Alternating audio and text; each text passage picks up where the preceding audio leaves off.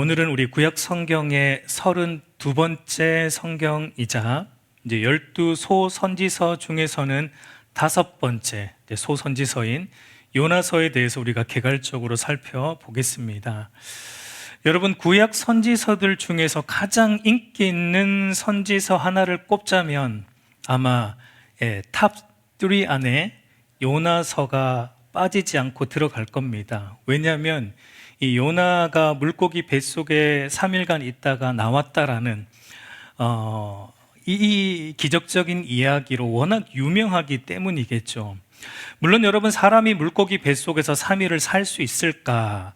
이것이 우리의 인간의 이성과 지혜로는 사실 믿기 힘든 부분이기 때문에 어떤 이들은 이것이 실제적인 사건이 아니라 비유였을 것이다, 교훈을 주기 위한 하나의 비유로 사용되었을 것이다 라고 말하기도 합니다. 그러나 그건 아닙니다. 이 실제적 사건입니다. 여러분, 우리가 절대 간과하지 말아야 할 것은 이 일을 행하신 분이 말씀으로 온 우주를 창조하신 전능하신 하나님이시다라는 사실을 우리는 간과하면 안 돼요.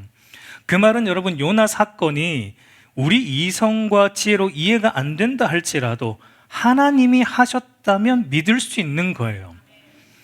여러분, 이게 우리가 성경을 읽을 때 가져야 될 기본적인 자세입니다. 우리의 이성과 지혜의 한계를 인정하는 것으로 우리는 성경을 읽어야 돼요. 여러분, 그게 겸손이죠. 여러분, 우리가 아무리 인간이 지혜롭고 인간이 똑똑하다 한들 창조주 하나님의 지혜에 비할 수가 없기 때문입니다. 그래서 여러분, 제가 말했지만 우리가 창세기 1장이 믿어지면 창세기 2장부터 계시록 22장까지의 모든 내용들을 못 믿을 이유가 없습니다. 말씀으로 온 우주 만물을 창조하셨습니다, 그분이. 그러면 여러분, 그분이 말씀하시는 건 다 이루어지는 거예요. 그분이 하시겠다고 하면 하시는 겁니다. 그리고 그분이 하신 것이라면 그것은 다 그분의 선한 뜻이고 진리이다라는 것을 우리는 항상 염두에 두고 성경을 읽어야 됩니다. 그래서 여러분, 시편 기자도 이렇게 말했어요. 시편 33편 4절을 보면 같이 읽겠습니다. 여호와의 말씀은 정직하며. 뭐가 정직한 것이고 무엇이 진실입니까? 그것은 여러분, 하나님이 말씀하신 것이 진실이고 하나님이 행하시는 것이 다 진실이고 정직한 겁니다. 우리 인간의 이성으로 납득이 돼야 진리이고 납득이 돼야 정직이고가 아니라 하나님이 말씀하셨다면 그것은 정직한 것이고 진리이고, 또 하나님이 행하셨다면 그것도 옳은 것이고 그것도 진리이다. 기준은 하나님이다라는 것이죠. 그리고 여러분, 무엇보다 요나가 물고기의 뱃속에 3일간 있다가 나왔다라는 이것을 예수님께서 이게 역사적 사실이다라는 걸 예수님이 직접 말씀하셨어요. 우리 마태복음 12장 39절 40절도 보면 예수께서 대답하여 이르시되 악하고 음란한 세대가 표적을 구하나 선지자 요나의 표적밖에는 보일 표적이 없느니라. 요나가 밤낮 사흘 동안 큰 물고기 뱃속에 있었던 것 같이 인자도 밤낮 사흘 동안 땅속에 있으리라. 그러니까 예수님은 자신의 십자가 죽음과 3일 동안 또 장사됨과 그리고 다시 부활하실 것을 이 요나 사건에 빗대어 말씀하시므로 이 요나 사건은 실제적인 역사적 사건이었다라는 것을 밝히고 있는 것을 우리가 보게 됩니다. 그러니까 여러분, 이게 우리 이성으로 이해가 안 돼도 이것은 하나님이 하신 일입니다. 그리고 여러분, 요나서가 다른 선지서들에 비해 굉장히 또 독특한 점이 있는데, 그것이 뭐냐면 보통 선지서들을 보면 초점이 어디에 있죠? 보통 선지서의 초점은 하나님이 그 선지자에게 주신 예언, 말씀, 메시지에 초점이 주로 있습니다. 근데 여러분, 요나서는 하나님이 주신 메시지보다 메시지가 중요하지 않다는 건 아니지만 메시지보다 어디에 초점이 있습니까? 요나 선지자에게 좀 초점이 있다라는 것을 우리가 보게 돼요. 여러분, 요나서를 보면 요나가 하나님께 받아서 전했던 말씀은 단 한 절밖에 안 나옵니다. 우리 요나 3장 4절 같이 읽겠습니다. 요나가 그 성읍에 들어가서 하루 동안 다니며 외쳐 이르되 40일이 지나면 니느웨가 무너지리라 하였더니라고 말합니다. 여러분, 요나가 받은 말씀을 전하는 부분은 이거 한 절밖에 안 나와요. 근데 여러분, 재밌는 건 또 뭐냐면 이 한 절의 설교를 듣고 니느웨 사람들이 어떻게 합니까? 전부 회개합니다. 사실 여러분, 요나서를 자세히 읽어보면 요나서가 굉장히 재밌는 부분이 요나가 억지로 해요. 요나 선지자는 좀 독특합니다. 보통 선지자들은 말씀 받으면 어쩔 줄 몰라 하거든요. 막 감격하고 나는 이걸 감당할 수 없는데 뭐 이래야 사실 좀 정상인데, 요나는 나 하기 싫은데요, 이런 사람이에요 좀.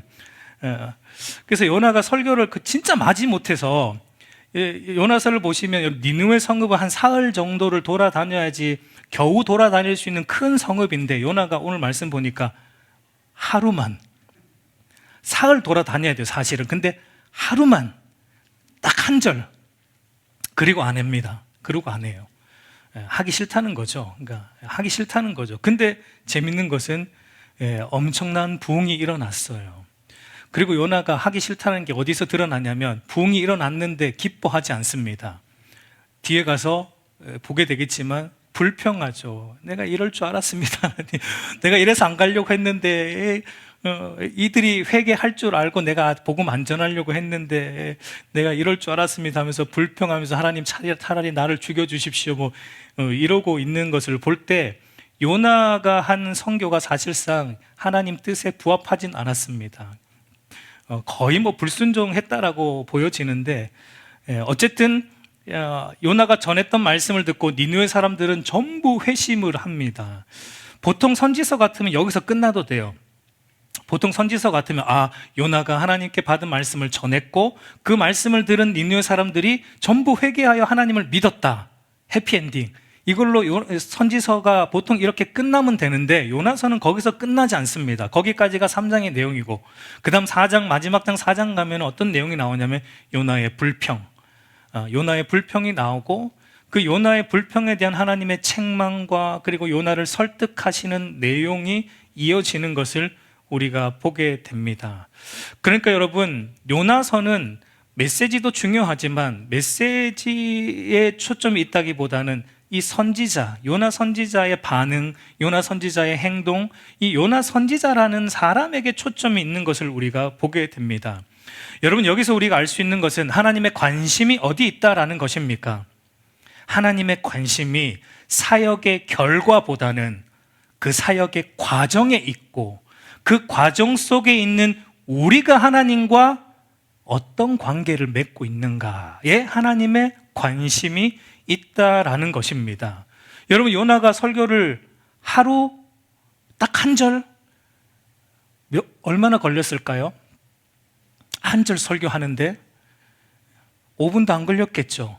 여러분, 제가 어느 날 오늘 진짜 설교하기 너무 귀찮다 하고 딱 5분 설교하고 내려가면 여러분 어떨 것 같아요? 여러분은 좋죠 이제. 오늘은 일찍 끝나는구나. 네. 약간 요나는 그런 거예요. 너무 하기 싫다. 근데 여러분, 결과는 대부흥이었어요. 그러니까 여러분, 이것이 뭘 말하냐면, 사람을 변화시킨 건 누가 한다는 겁니까?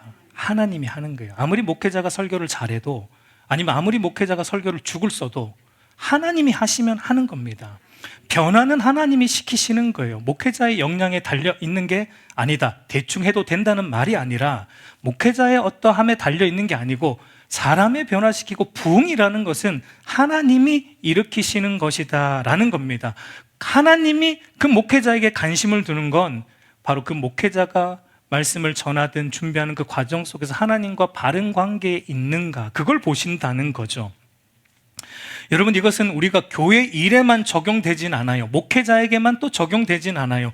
우리 모두에게 다 적용됩니다. 그러니까 여러분, 우리의 삶 전체가 거룩한 사역임을 아십니까? 목회만 거룩한 하나님의 사역이 아닙니다. 교회 일만 하나님의 거룩한 사역이 아닙니다. 우리의 삶 전체가 하나님의 성직이라는 것을 우리는 알아야 됩니다. 가정에서 전업주부로 해도 거룩한 일이에요. 학교에서 공부하는 것도 여러분 그 거룩한 일입니다. 직장에서 일하는 것도 여러분 하나님 앞에 성직입니다. 왜냐하면 하나님 앞에서 하는 것이기 때문에 다 거룩한 일들이에요. 중요한 것은 우리가 그 일을 함에 있어서 우리가 하나님과 어떤 관계 속에 있는가가 하나님의 관심이다. 하나님이 우리가 그 일을 함에 있어서 바른 믿음과 바른 행함으로 하는가, 내가 그 일을 함에 있어서 하나님과 나는 바른 관계 속에서 그 일을 하는가, 하나님의 관심은 거기에 있다라는 것을 우리는 이 요나서를 통해서 생각해 볼 수 있는 겁니다. 그런 점에서 볼 때 여러분, 요나서는 요나가 니느웨에 가서 선교한 니느웨 선교이기도 하면서 동시에 하나님이 요나를 선교하고 있는 하나님의 선교이기도 하다라는 것을 우리는 보게 됩니다.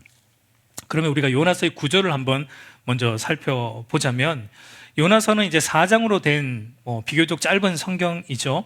두 부분으로 나눌 수 있습니다. 첫 번째는 1장과 2장에 보면 요나의 첫 번째 사명과 그리고 불순종을 다루고 있습니다. 1장에 요나가 이제 니느웨로 가서 복음을 전해라라는 말씀을 받았지만 불순종해서 도망가다가 물고기 뱃속에 들어가는 그런 내용이고, 2장은 이제 요나가 물고기 뱃속에서 하나님 앞에 기도합니다. 근데 이것도 보면 여러분 재미있어요. 이 기도가 굉장히 자기중심적인 기도를 합니다, 요나가. 예. 그리고 이제 3장과 4장은 요나의 두 번째 사명과 그 결과를 다루고 있습니다. 3장은 두 번째로 임한 하나님의 말씀에 요나가 마지못해 순종해서 니느웨로 가서 마지못해 설교하는데 그 결과는 대붕이 일어나는 그런 내용이고, 4장에서는 이제 니느웨 사람들이 구원받은 것에 대해 요나가 불평합니다. 그리고 그 불평에 대한 하나님의 책망 그리고 설득이 이어지는 것이 요나서 4장의 내용이죠. 여러분, 그럼 요나가 먼저 첫 번째 하나님께 받은 말씀이 무엇인가? 우리 요나서 1장 1절과 2절 보면 여호와의 말씀이 아미떼 아들 요나에게 임하니라. 이르시되 너는 일어나 저 큰 성읍 니느웨로 가서 그것을 향하여 외치라. 그 악독이 내 앞에 상달되었느니라 라고 말합니다.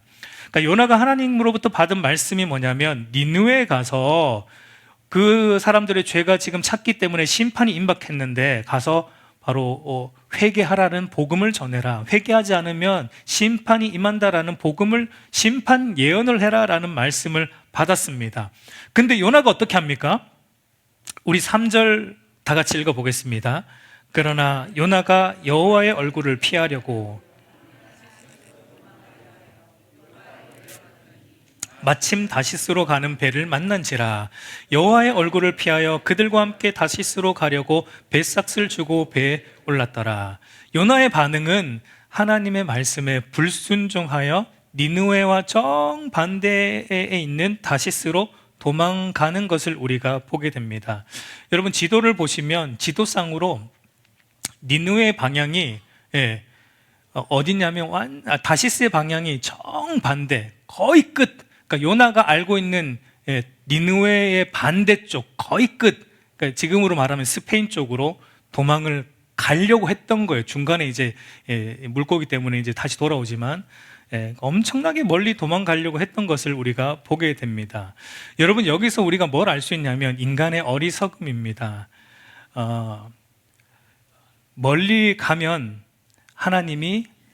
하나님으로부터 피할 수 있습니까?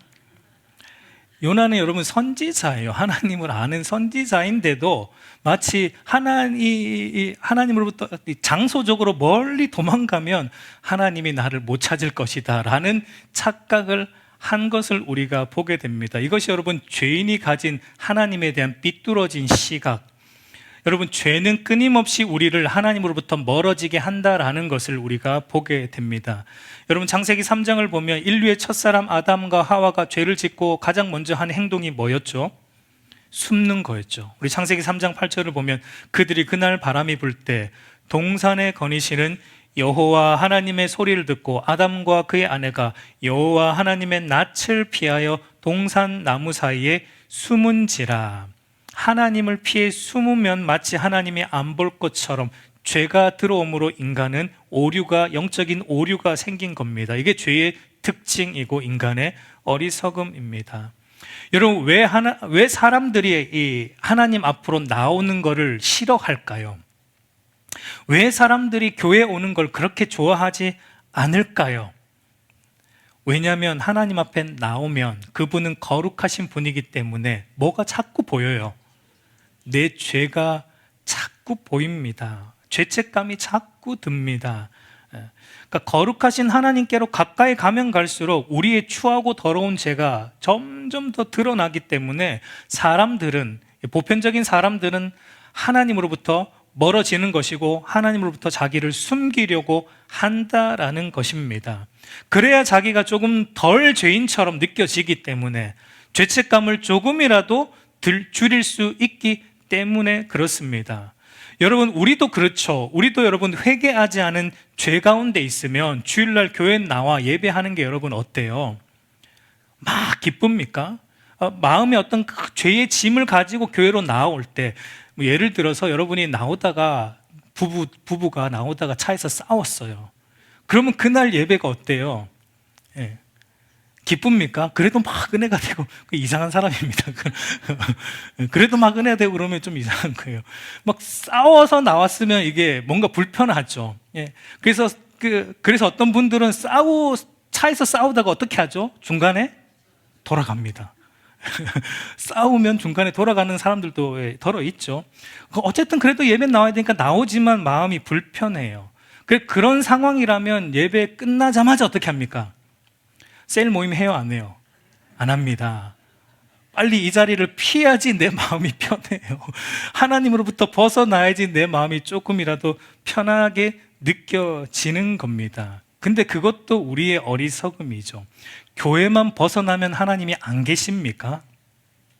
교회로부터 멀어지면 여러분 거기에는 하나님이 없습니까? 이게 여러분 우리 인간의 어리석음이라는 것입니다. 여러분, 교회 안에는 하나님이 한 10분 계시고 교회 밖에 나가면 하나님이 한 두세 분밖에 안 계세요. 예를 들자면 그런 거예요. 진짜 그렇게 또 믿으면 안 됩니다. 그러니까 교회 안에는 하나님이 더 많이 계시고 교회 밖에 나가면 하나님이 듬성듬성 계시고 그럽니까? 그렇지 않다라는 것입니다. 하나님은 모든 곳에 동시에 존재하시는 무소부지하신 전능자라는 것입니다. 신학적으로 하나님의 편재성이라고 그러죠. 그래서 여러분 십계명에도 그렇기 때문에 하나님을 형상화해서 만들지 말라는 거예요. 왜냐하면 인간은 하나님을 형상화해서 만들어 놓으면 하나님이 여기에만 있는 줄 알기 때문에, 그 형상이 있는 곳에만 하나님이 있는 줄 알기 때문에 형상으로 만들지 말라고 하고 있는 겁니다. 여러분, 하나님은 모든 곳에 존재하십니다. 하나님이 이 우주 만물을 창조하셨어요. 우주 만물이 하나님의 집이에요. 하나님이 안 계시는 곳은 없는 거예요. 시편 139편 7절 8절 같이 읽어보겠습니다. 내가 주의 영을 떠나 어디로 가며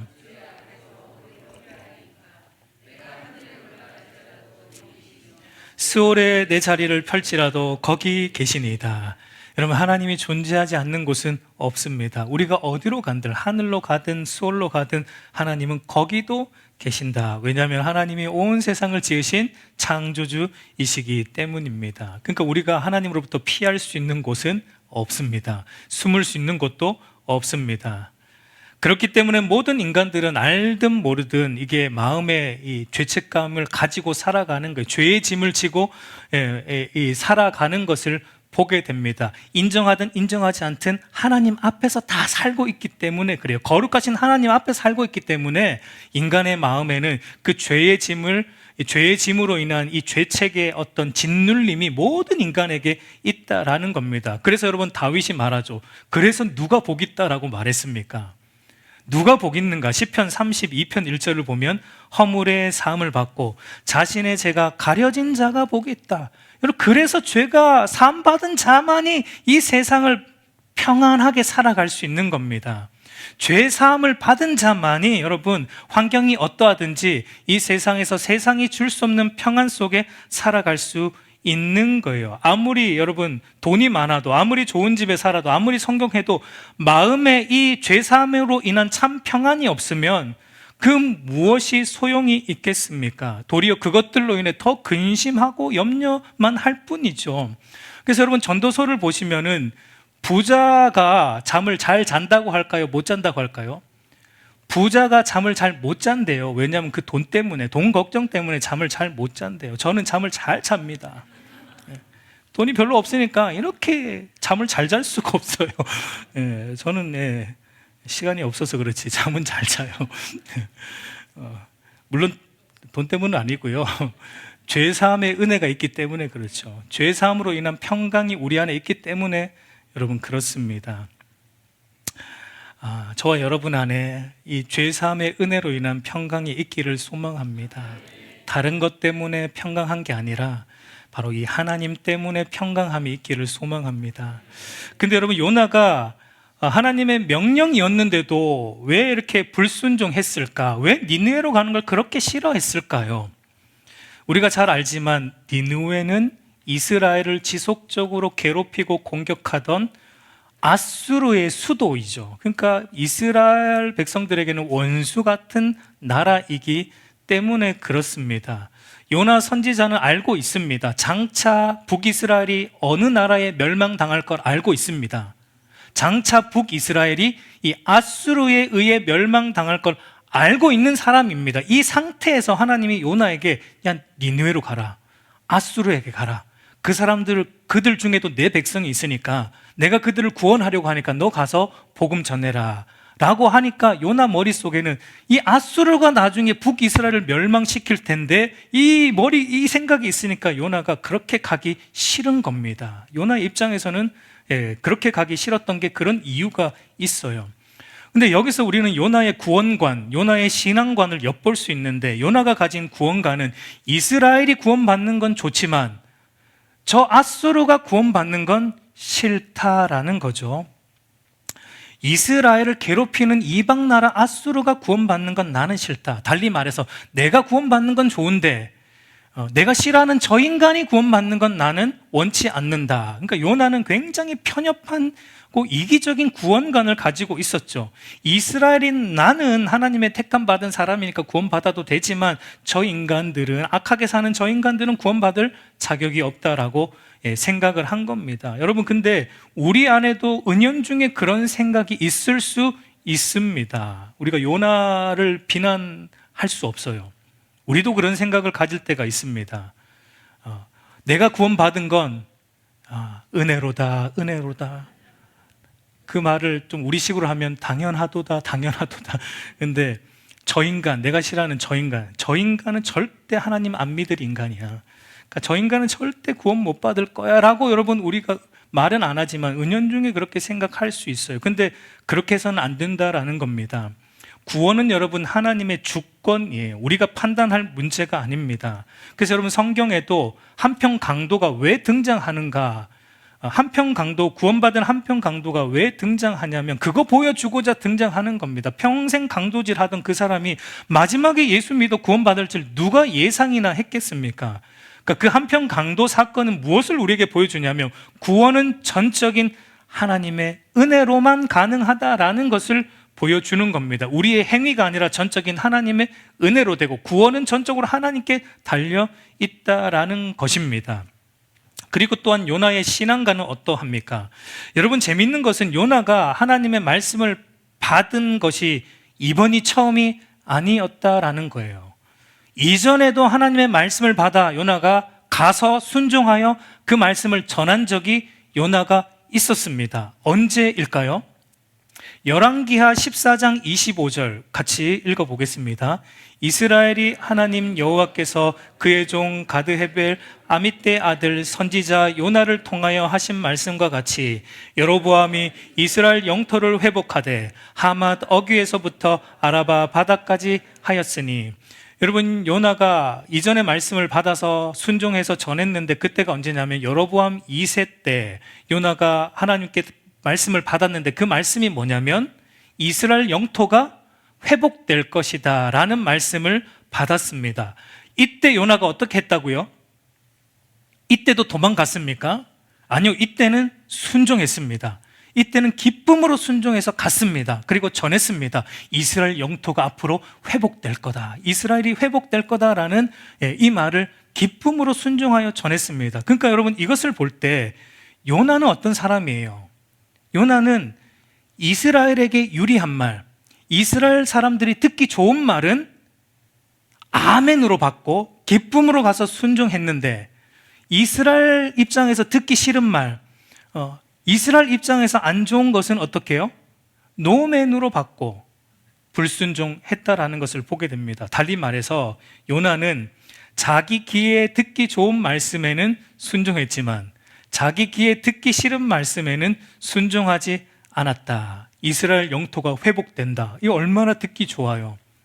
얼마나 듣기 좋습니까? 그러니까 여기에는 순종했는데 우리의 원수인 니느웨 사람들이 구원받는다. 이 듣기 싫은 거죠. 그러니까 여기서는 불순종했습니다. 그러니까 여러분, 요나의 문제가 뭡니까? 단순한 불순종이 아닙니다. 요나의 문제는 선택적 순종이에요. 그러니까 요나는 하나님의 말씀이 내 생각과 맞으면, 내 구미에 맞으면 순종하는데, 하나님의 말씀이 내 생각과 내 구미에서 조금 벗어나면 거기에는 순종하지 않는 자기중심적 신앙인이었다라는 것을 우리가 보게 됩니다. 그래서 여러분, 요나서를 보실 때 재밌는 게 뭐냐면, 요나서를 보면은요, 읽어보시면 요나를 제외한 나머지 모든 등장인물들이 다 순종합니다. 한번 볼까요? 요나 1장 4절을 보면은 여호와께서 큰 바람을 바다 위에 내리심에 바다 가운데 큰 폭풍이 일어나고 라고 말하듯이 큰 바람과 바다가 하나님 말씀에 순종하고 있습니다. 요나 1장 16절도 보면 그 사람이 여호와를 크게 두려워하여 여호와께 제물을 드리고 서원하였더라 라고 말하듯이 이 뱃사공들도 하나님을 두려워함으로 순종하는 것을 보게 됩니다. 그 다음 17절도 보면 여호와께서 이미 큰 물고기를 예비하사 요나를 삼키게 하셨으므로 요나가 밤낮 3일을 물고기 뱃속에 있으니라 라고 말하듯이 물고기도 하나님 말씀에 전적으로 순종하여 요나를 삼킵니다. 우리는 너무 요나의 입장만 생각하지만 물고기 입장을 생각해 보세요. 삼키고 싶었겠습니까? 싫었겠습니까? 삼키기 싫었을 거예요. 물고기도 자기가 좋아하는 식성이 있습니다. 자기 좋아하는 음식이 있어요. 근데 요나는 선호하는 음식이 아닙니다.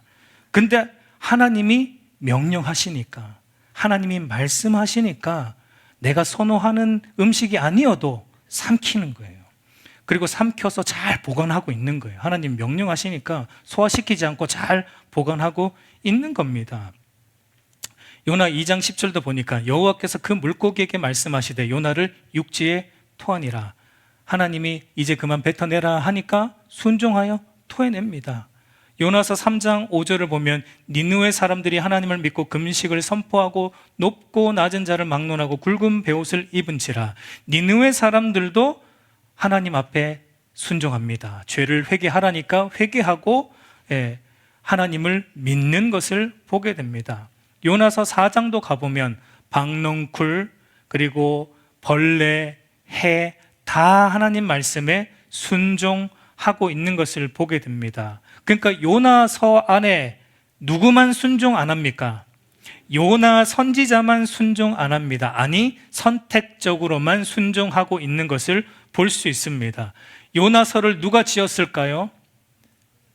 요나가 지었겠죠. 요나서를 요나가 지었을 텐데, 여러분, 요나 자신이 문학적으로 요나서를 지을 때 굉장히 문학적으로 이렇게 대조를 해놓은 거예요. 그러니까 모든 자연 만물과 모든 자기 외의 모든 등장인물들은 다 창조주 하나님, 구속주 하나님 앞에 순종하는데 나만 순종하지 않고 있다는 걸 요나 자신이 문학적으로 이렇게 대조를 시켜놓으므로 하나님 말씀에 순종하지 않는 것이 비정상이다라는 걸 보여주고 있는 거예요. 하나님 말씀에 순종하지 않는 인간이 사실상 비정상이고 그것이 어리석음이다라는 것을 문학적인 대조를 통해 우리에게 보여주고 있는 것이죠. 여러분, 오늘날 요나와 같은 자들이 교회 안에도 무수히 많습니다. 무수히 많아요. 오늘날 수많은 이들이 요나처럼 하나님을 믿는데 하나님 말씀대로 살아가기도 하는데 어떻게 합니까? 어떻게 해요? 선택적으로 하죠. 하나님 말씀을 선택적으로 받아들이고 선택적으로 순종을 하죠. 땅이 회복될 거다. 여러분의 집값이 오를 거예요. 여기서는 아멘 하는 거다. 우리 목사님 오늘 너무 은혜롭다.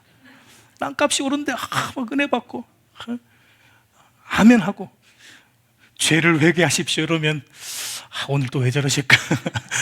죄를 회개하십시오 안 그러면 심판이 옵니다 이러면은 또 막 별로 이게 기쁨을 안 받고, 우리의 모습이에요. 사실은 요나의 모습이 오늘 우리의 모습인 것을 보게 되는 거예요.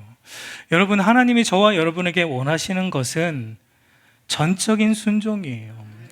자기 십자가를 지는 거예요. 자기를 부인하고 자기 십자가 지고 따르기를 원하지, 나를 부인하지 않은 채 적당한 수준에서 내가 따를 만한 수준으로 따르는 것을 하나님은 원하지 않습니다.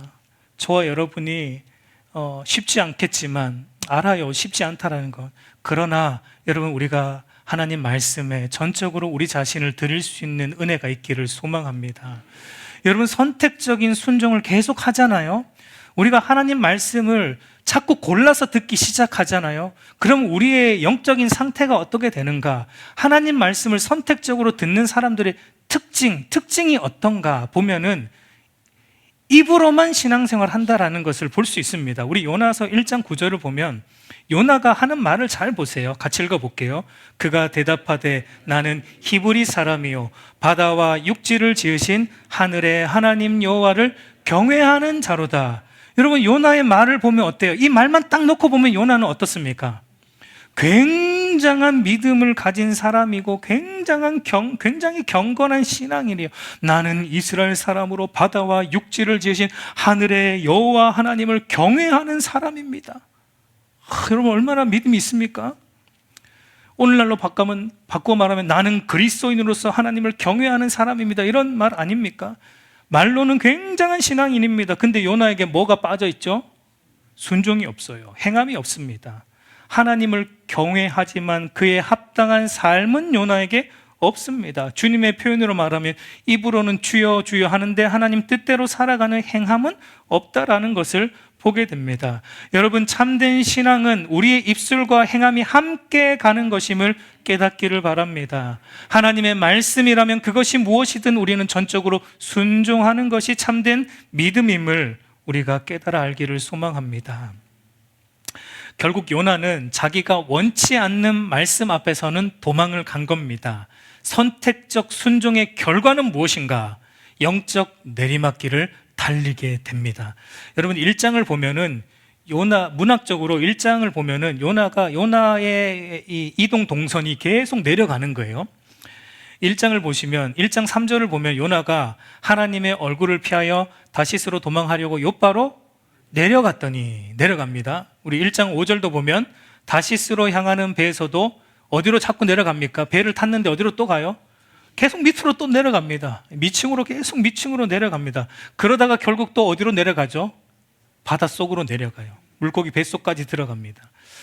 여러분, 이게 단순히 어떤 지리적인 어떤 장소적인 이동만을 성경이 우리에게 말하고자 하는 것은 아니에요. 이것이 우리가 영적으로 계속 밑으로, 영적 내리막길, 그러니까 우리가 하나님 말씀을 내가 받고 싶은 거는 기쁨으로 받고, 또 내가 내 구미에 안 당기는 것은 어느 정도 내가 자꾸 걸러낸다면 그 사람의 영적인 상태는 계속 내리막길이에요. 영적으로 계속 내리막길을 갈 수밖에 없는 겁니다. 그러면 영적으로 이제 죽은 자리까지 내려가게 되는 겁니다. 물고기 뱃속까지 우리도 들어가게 된다라는 거예요. 그러나 여러분, 다행인 것은 하나님이 내버려 두지 않는다. 여러분, 이게 우리에게 은혜입니다. 하나님의 백성을 하나님이 절대 내버려 두지 않아요. 내려가는 요나에게 하나님이 어떻게 하시죠? 그의 영적 내리막길을 멈추시기 위해 하나님이 하시는 일이 무엇입니까? 풍랑을 일으키시고 바다에 던져지게 하시고 물고기 뱃속에 들어가게 하는 그의 인생의 어떤 풍랑을 만나게 되는 거죠. 저와 여러분의 인생에 어떤 풍랑이 있습니까? 여러분, 하나님이 저와 여러분을 깨우고 있다라는 것으로 받기를 소망합니다. 물론 여러분, 모든 인생의 풍랑이 다 우리의 죄로 인한 것은 아닙니다. 우리의 영적 잠듦으로 인한 것은 아닐 수 있지만, 여하튼 우리 인생에 일어나는 모든 풍랑은 다 하나님의 은혜의 손길인 것은 확실합니다. 왜냐하면 결국은 우리를 다시 회복하고자 하는 것이 하나님의 목적이기 때문입니다. 그래서 요나가 풍랑을 만나 바다에 던져지고 물고기 뱃속에 들어감으로 결국 그가 뭘 하게 되죠?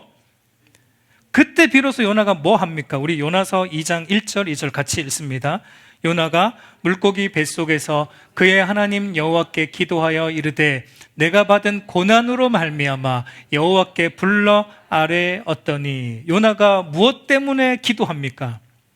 인생의 풍랑과 고난 때문에 기도합니다. 다시 하나님을 찾고 다시 하나님께 부르짖습니다. 물론 여러분, 요나의 기도, 요나서 2장을 나중에 읽어보시면 요나의 기도가 하나님 앞에 온전한 기도는 아니었어요. 물론 내용 자체는 문제가 없지만, 그러나 기도하는 요나라는 사람이 문제가 있기 때문에 그의 기도도 사실 문제는 있었습니다. 왜냐하면 나중에 니느웨 사람들이 회심할 때 요나의 반응이 불평이었거든요. 그러니까 요나가 문제 있는 거죠. 그러니까 그의 기도도 사실상 문제가 있었다고 볼 수 있습니다. 그의 기도가 사실 어떻게 보면 위선적인 기도였어요. 자세히 보시면 요나의 기도는 나는 구원받아 마땅합니다. 하나님, 나는 좀 건져 주십시오. 나는 이스라엘 사람이고 나는 선택받은 사람이고 나는 하나님 앞에 이렇게 예배하는 사람이니 하나님, 나는 좀 구원해 주십시오 라고, 그런 뉘앙스가 담겨 있는 기도를 했다라고 볼 수 있습니다. 그래서 여러분, 어떤 주석을 보니까 물고기가 요나를 토해내는데, 왜 토해냈는가? 하나님의 명령이긴 한데 물고기도 요나의 기도를 듣다 보니까, 야, 이건 도대체 아니다. 도대체 이런 기도를 하는 인간이 어딨나? 물고기가 역겨워서 요나를 토해냈다. 이렇게 주석을 한 주석가 도 있어요. 일리가 있습니다. 물고기도 그 기도를 듣고 있기에는 거북했던 거예요. 그러니까 하나님이 명령하셨긴 했지만 물고기도 빨리 토해낸 겁니다.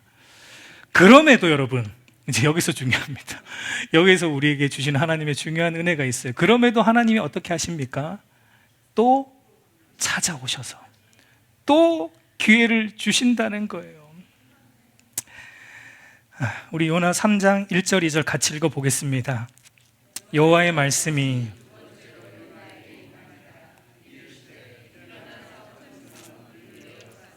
내가 내게 명한 바를 그들에게 선포하라.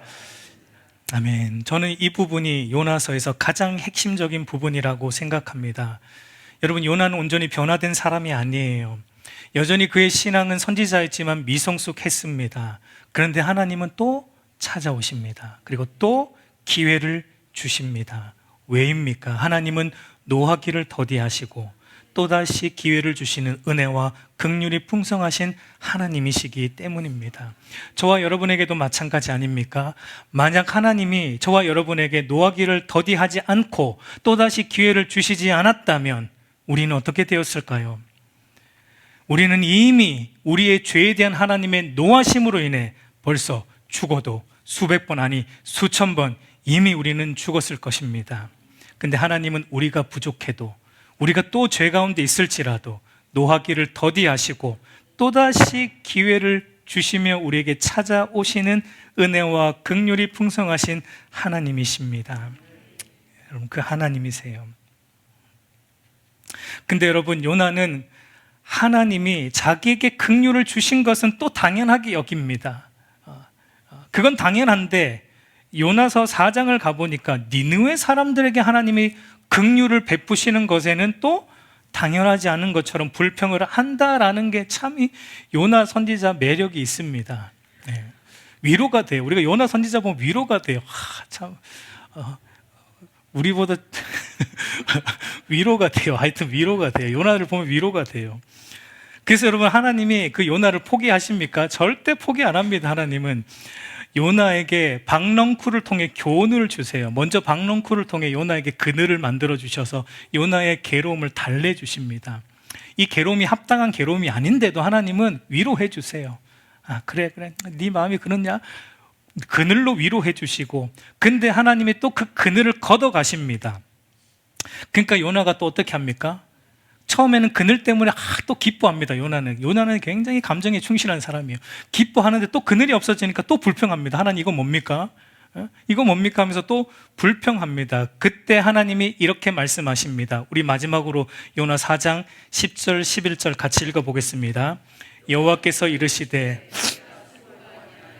재배도 아니하였고 하룻밤에 났다가 하룻밤에 말라버린 이 박넝쿨을 아꼈거든. 하물며 이 큰 성읍 니느웨에는 좌우를 분별하지 못하는 자가 12만 명이요 가축도 많이 있나니 내가 어찌 아끼지 아니하겠느냐 하시니라 라고 말합니다. 하나님이 요나에게 뭐라고 말씀하십니까? 너에게 그늘이 되어준 박넝쿨도 너는 그렇게 아끼면서, 그리고 그것이 사라진 것에 대해서는 그렇게 고통스러워하고 아까워하면서 내가 아끼고 있는, 하나님이 아끼는 니느웨 사람들은 너는 왜 안 아끼냐? 하나님이 그렇게 아끼는 니느웨에 죽어가는 영혼들이 멸망받는 것에 대해서는 너는 왜 고통스러워하지 않느냐? 너는 왜, 너가 좋아하는 것은 그렇게 아끼고 관심이 있는데 내가 좋아하는 것, 하나님이 좋아하는 것에는 너는 왜 그렇게 관심이 없냐라고 하나님이 요나에게 되묻고 있습니다. 여러분, 하나님은 오늘 저와 여러분에도 이렇게 묻습니다. 너는 하나님이 좋아하는 것에 얼마나 관심이 있느냐? 너도 어쩌면 요나처럼 너가 좋아하는 것에는 그렇게 시간이 안 아깝고, 너가 좋아하는 것에 돈 쓰는 건 그렇게 하나도 안 아까운데, 너가 좋아하는 것이 없을 때 그렇게 괴로워하는데, 근데 하나님이 좋아하는 것, 영혼 살리는 그 일, 하나님이 좋아하는 것, 주의 몸된 교회를 바르게 세워가는 그 일에는 너는 왜 관심이 없냐? 너는 왜 그 일에는 관심이 없어? 너는 내가 아끼는 이 교회에 대해서는 너는 왜 그렇게 마음을 쏟지 않냐? 라고 하나님은 오늘 저와 여러분에게도 묻고 있는 것입니다. 여러분, 이 질문에 우리는 뭐라고 대답할 수 있습니까? 요나서는 사실 한 장 더 남아 있어요. 요나서는 5장까지 있어요. 요나서 5장은 아마 요나의 회개가 나올 겁니다. 그리고 요나가 회개한 이후에는 자기가 좋아하는 것이 아니라 하나님이 좋아하고 하나님이 아끼는 것에 자기 인생 전체를 드렸다라는 것으로 요나서 5장이 끝이 났을 겁니다. 오늘 우리의 요나서 5장을 이제 우리는 써내려 가야 됩니다. 여러분, 여러분이 좋아하는 거 그렇게 안 아끼잖아요. 여러분이 사랑하는 거 그렇게 관심 두잖아요. 이제 우리의 요나서 5장에 하나님이 좋아하는 거에 내가 관심을 쏟는 내용을 써내려 갈 수 있기를 소망합니다. 이제 우리의 남은 여생도 내 관심이 아니라 하나님의 관심을 위해 살아가는 은혜가 저와 여러분에게 있기를 소망합니다. 여러분, 하나님의 관심이 어디에 있어요? 하나님이 돈 버는 일에 관심이 있을까요? 하나님은 온 우주 만물의 주인이시잖아요. 거기에 별로 하나님 관심 없다니까요. 하나님의 관심은 영혼들에게 있어요. 영혼 살리는 일에 있어요. 주의 몸된 교회를 섬기는데 하나님의 관심이 있어요. 우리도 그 하나님의 관심에 관심을 두는 은혜가 저와 여러분에게 있기를 소망합니다.